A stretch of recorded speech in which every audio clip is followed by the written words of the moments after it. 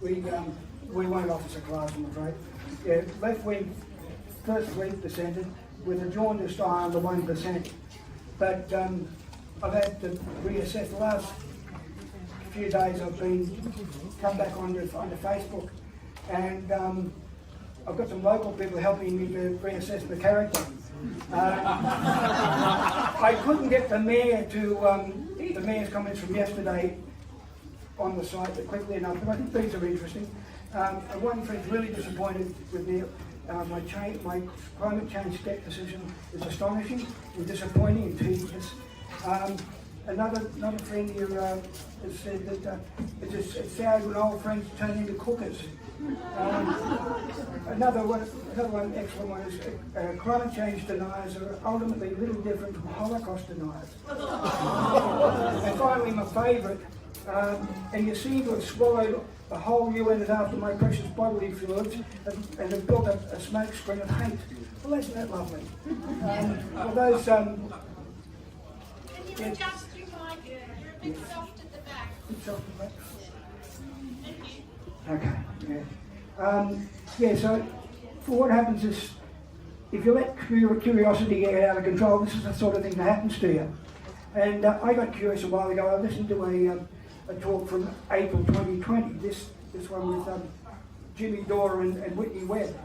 And it really got me thinking. No, I've lost that one, sorry.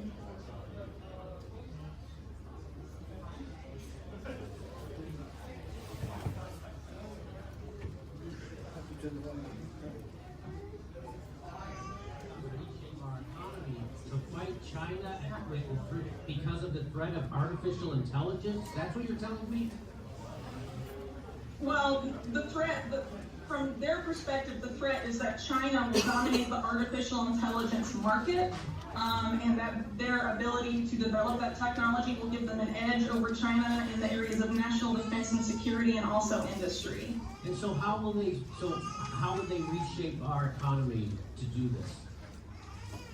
Okay, so what they identify as these obstacles, they say they're structural obstacles in American society and the economy. They say that the reason that the U.S. lags behind China is because of several things. They say that in China there's a lack of what they call legacy systems that exist in the United States. And those legacy systems, I honestly found really creepy.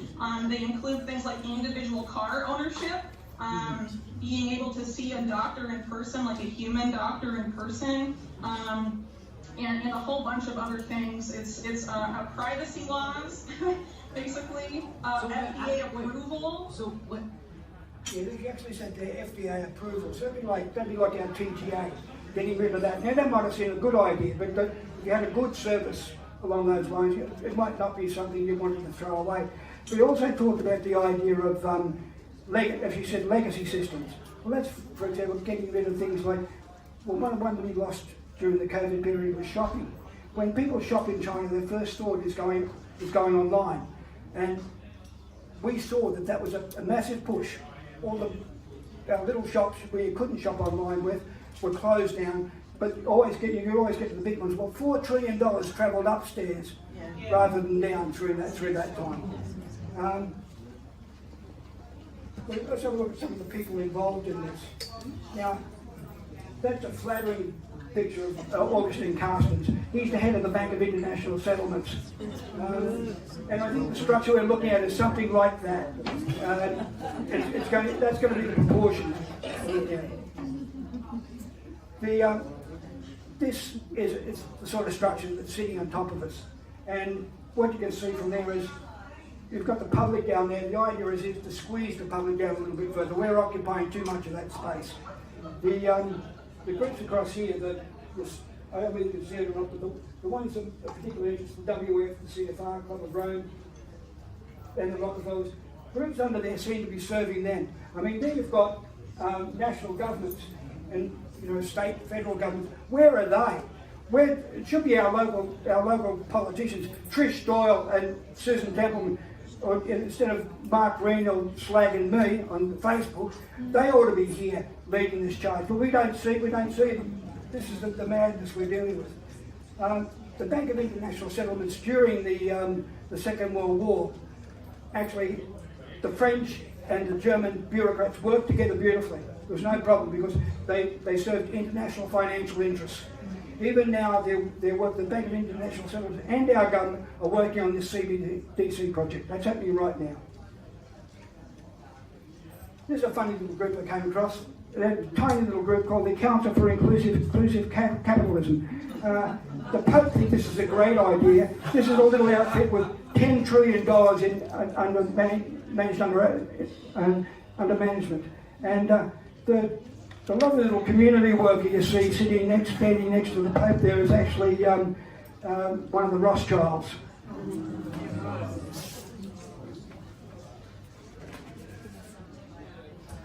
So, one of the tricks that's been played here is they're selling us on the idea of the role of business.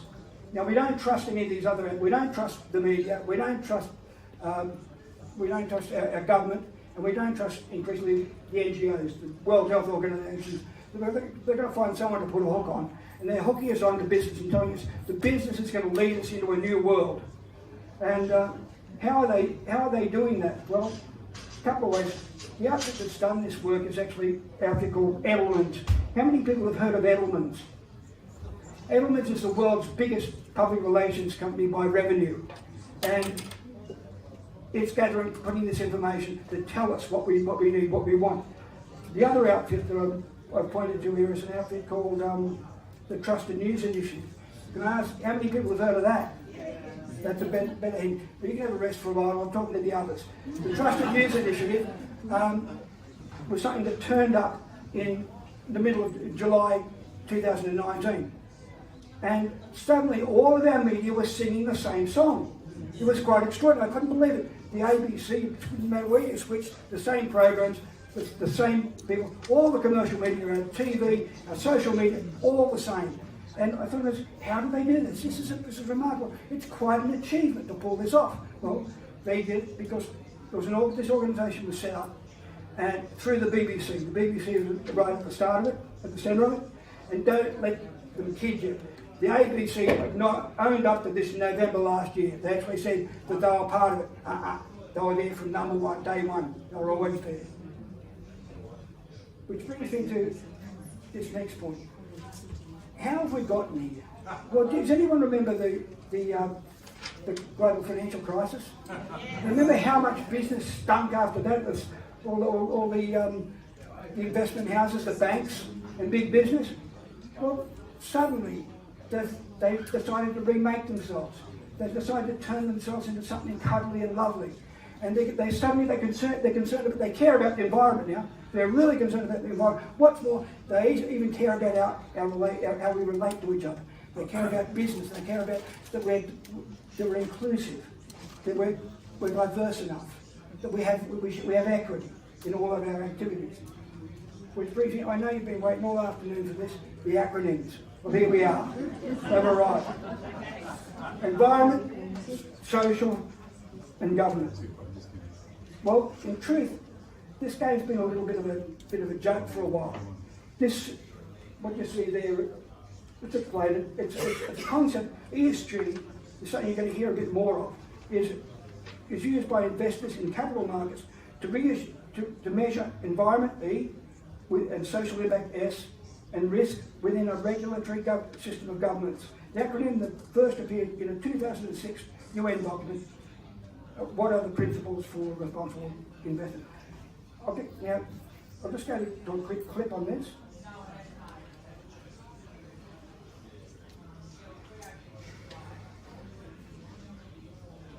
Each principle of ESG plays an integral role in the effort to increase focus on sustainable and ethical investments. Environmental factors focus on how much an organization considers the protection of natural resources. Examples include climate change, biodiversity, energy performance, air and water quality, and natural resource depletion. Social factors address how an organization treats people. Examples include global and local community relations, customer satisfaction, employee diversity, equity, and inclusion, employee engagement and relations, human rights and labor standards, and efforts to fund projects or institutions that will help poor and underserved communities. Governance factors examine how a corporation polices itself, with a focus on internal system controls and practices to maintain compliance. Examples include company leadership, board composition, including diversity and structure, whistleblower programs, executive compensation and policies, tax strategy, including audit committee structure, internal controls and regulatory policies, and donations and political lobbying. Yeah, so up until now, it's been a bit of a joke, this whole thing. Businesses haven't really taken it seriously. Government hasn't taken it seriously. And this is from, these three quotes are from a meeting at the World Economic Forum. And you had this woman pumping this thing up, very excited, from the World Economic Forum. She said, it's one of the most important innovations in accounting since the 14th century. Then there's this hard-nosed journalist, Julian Tett. She did great work on Enron. She said, I used to joke that ESG stood for iron roll, sneer and groan, because that's how journalists thought about it. In the middle there, you've got what's really going on. This bloke, Brian Moynihan, is part of Bank of America and a central player in this ESG stuff. And you've got the four big investment houses who are going to be driving these ESG concepts, these environmental concepts through businesses. And the idea is there are new measures through an outfit called ISSB, International Sustainability Standards Board, and they've introduced two new measures that governments around the world and business are going to pick up. They're going to be used as like a protection racket. Outfits like BlackRock will use these measures to insist on governments using building environmental responsible activities into their businesses. But it's going to include all sorts of things. It's going to mean all sorts of things for the average person. It actually talks there about driving through the value chain. So what it will mean is they're looking at how staff commute.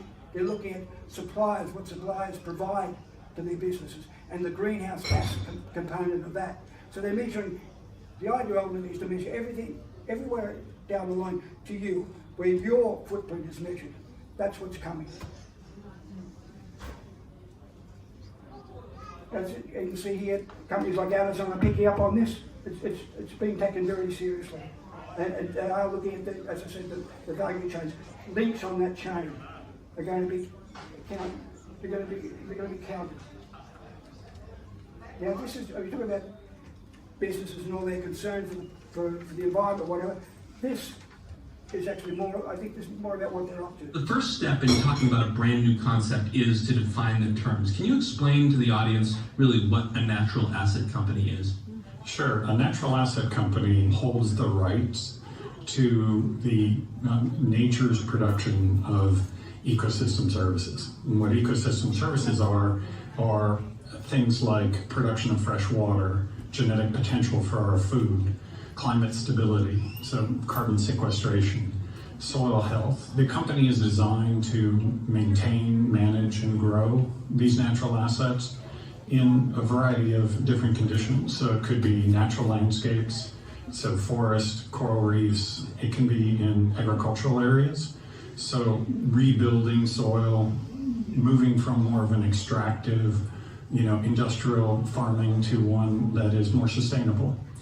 And so these companies then are designed to convert that natural asset value into financial capital so that we can actually use the term natural capital, because right now it's a natural asset. It hasn't yet had the ability to be easily converted into financial capital, which is necessary.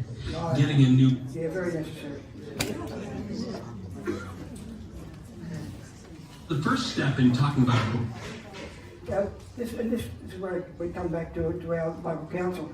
Our local council's jumping right on this. They're very excited about the idea of us ripping out our gas heaters and the wood heaters, pulling them out and going electric. Now, this is a complex issue. Climate change is very complex, but we might stop long enough to ask the question, what are they measuring? This idea of CO2 and greenhouse gases. What we know about CO2 is that it's 0.04% of the atmosphere, 0.04%. Human contribution to that, goes back to Club of Rome and the 1992 Rio Summit. They narrowed what we were going to measure as part of our climate change concerns to human contribution to the greenhouse gases. Well, that's 3%. Our contribution to the greenhouse gas emissions is 3%. So we've got 0.4%, sorry, 0.004%. You've got 3% of human contribution.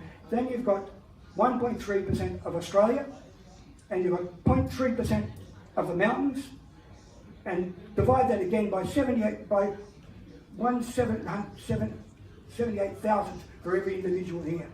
Our contribution is so minuscule, so tiny, but yet this is where we've been driven towards. One of the things that happened last year in Tonga, there was a massive explosion of underwater volcano, 400 million gallons of water vapor into the air, which suggests it's going to increase the northern US temperature over the next 7 years by 1 to 1.5%.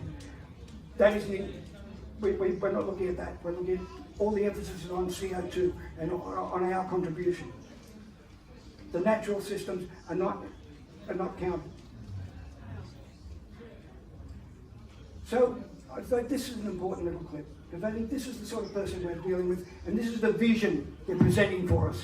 This is a fellow who was one of the architects, or actually one of the key authors on the document Limits to Growth, which was, as I said, part of that 1992 Rio Summit, and is central to our carbon mitigation today. This is his vision from last year for our future.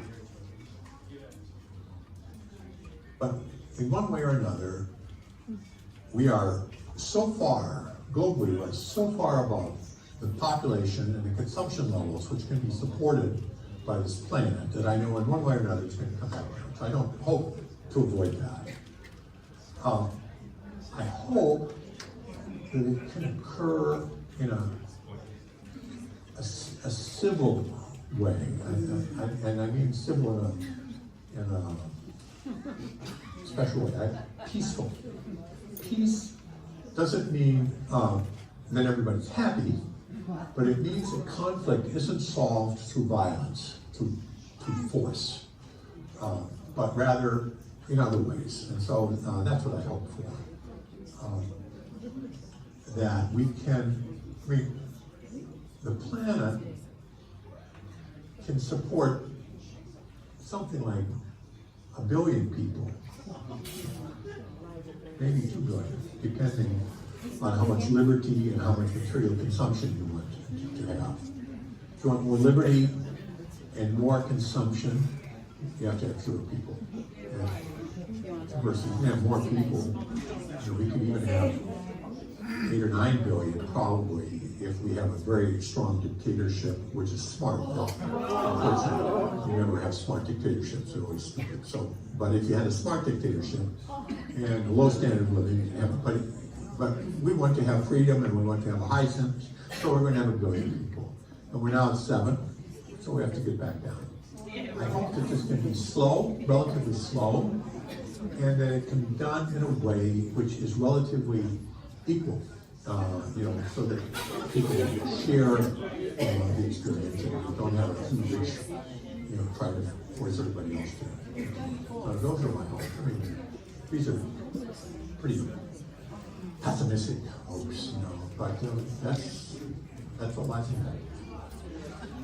Is there any wonder why our kids are depressed? We hear this sort of stuff, and that's the vision that's presented for us, that the homelessness, and then all this nonsense of all this gender fluidity nonsense is thrust on them as well. But the ABC once again is there to help.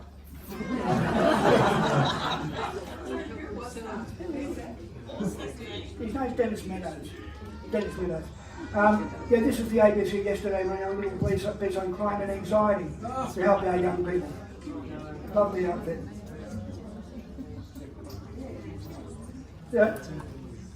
Now, the next bit, we're talking a little bit about the E and ESG. We're going to run out of time here. We're going to look at S, the S bit, which is pretty big, but the S is the social. The E was the environment, the S is the social part of ESG, which is always about companies concerned about diversity and equity and inclusion.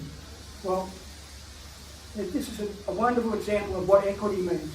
And when Peter was talking before, he laid it out beautifully, explaining what was happening with the international health regulation. I was encouraged by it, that battle's been won.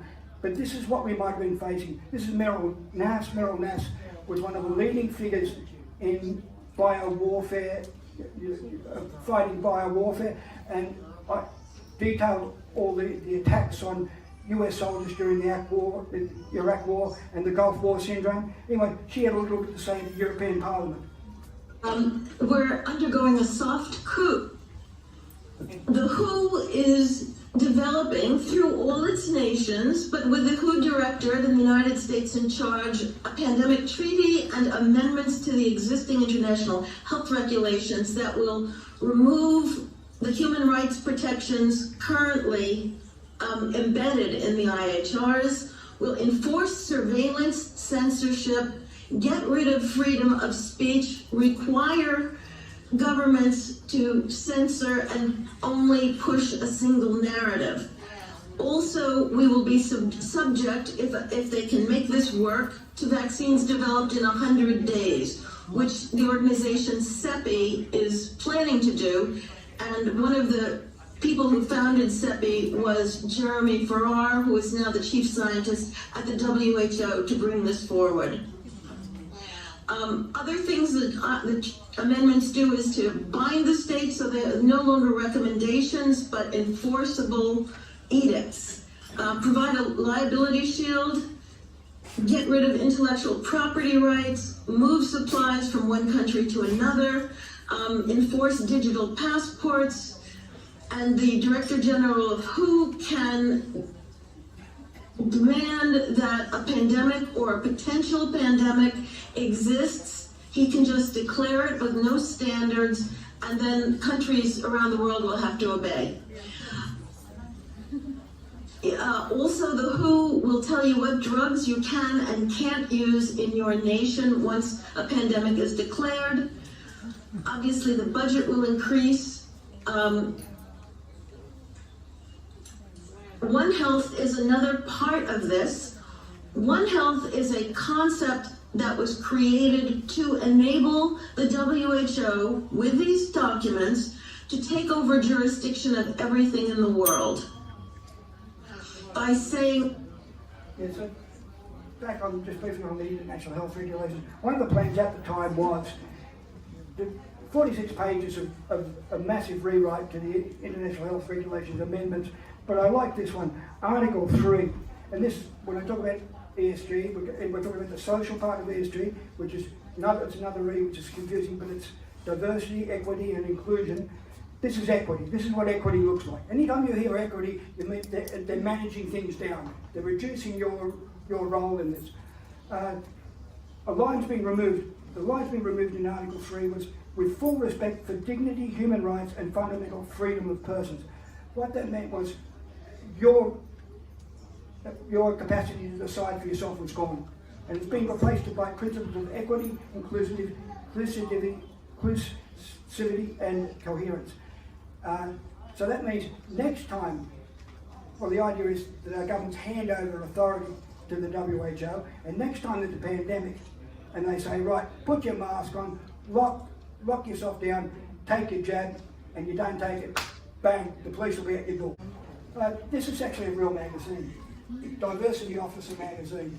Now, the thing about this is, there's a term called structural determination, and this is the idea that you might think diversity is a great thing, because you pick people who have different characteristics who will fit the job you need done. No, that's not how it works. These are structurally determined concepts of race, of gender, of, you know, the old system we used to live under was that idea of like this Marxist economic concept. which was where you'd, there was the bloke who had all the capital, the boss at the top there who had all the capital, and you were down here who you had nothing. Well, the idea is that notion of capital has been shifted to all of these other areas. It's like under race, it's the white people who have the capital, and everyone else is difficult concept to get across, but it's the same pattern. They're using the economic model to apply across all of these other areas. I'm stiff for time, so I'm just going to, inclusion I won't deal with now, but there's this game they've been playing, it's something called operational preparation of the environment, which is where they play a game where they bombard us with a story about race or sexism or something, they just throw it at us. And then they throw something up really provocative, like for example, the library train, those drag queen stories, and or transgenderism, like we saw in Melbourne. And at that moment, that backlash, will be used to present the fact that you're being sexist, you're being racist, or whatever, blows it up again. And that's new ground gained. They've gained new ground through that process, and that paves the way for something like Michelle Rowland's disinformation service, because there's so much unrest out there, so many people saying ridiculous things, anti-racist, sexist things, that it justifies her program. But while that might be the game on the surface, there's something else going on. And this is this scoring system. There's a scoring system that companies like BlackRock are driving through. It's been done through a company, through an outfit called Human Rights Campaign. And they have a scoring system that companies are using or will be forced to use by investors. If your company doesn't follow this equity inclusivity business, you'll be punished. Funds will be withdrawn, you'll be blacklisted, you'll be in a lot of trouble. Now, this outfit had supposed to have 39 million employees. Can you believe it? And it's backed by outfits like the Silicon Valley Community Foundation. Who would that be? Well, that's of course Zuckerberg. And George Soros, having a break from dividing up countries, is now dividing up us. This is what it's about. And that's what this whole thing's about. The whole transgender thing is about as organic as Roundup. There's a couple of people on this, if you want to learn more about it. Abigail Shire is fantastic. She's wrote a book that I read recently, Irreversible Damage, that says, you know, those mobile phones from 2007 may not have been great things. Because what they did was they cut the parents out and promoted. Before 2007, the story we're told, the story Abigail tells is that the idea of the transgender push was really inconsequential, invisible in young girls. It was something more common in young boys. It was something that was known in the Philippines, in Islander communities, but not so much, it was quite a rarity amongst girls. But through what she describes as a social contagion and through grooming on social media sites, this is ballooned. And I've got two daughters. I mean, not just for them, but I'd hate for them to be taken in by it. I'd hate for anyone to be taken in. But this idea of affirmation, which is being driven, that outfit, that CEI, one last point, that CEI outfit, I looked last night, they've built a new system of rules, and one of them is 4 companies, companies get scored 25 points, and if they include puberty blockers in the health system, if the company includes puberty blockers in the health system for youth, then they get a higher score, which will attract investment. Wow, aren't we going well? Anyway, just say lastly, I want to thank Kate for travelling all the way she has to be here today. I just really appreciate that.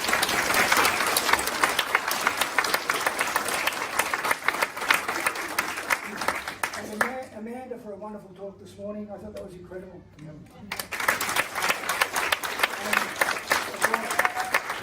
Peter's inspiring talk, but also last week, Lorraine, who's been working for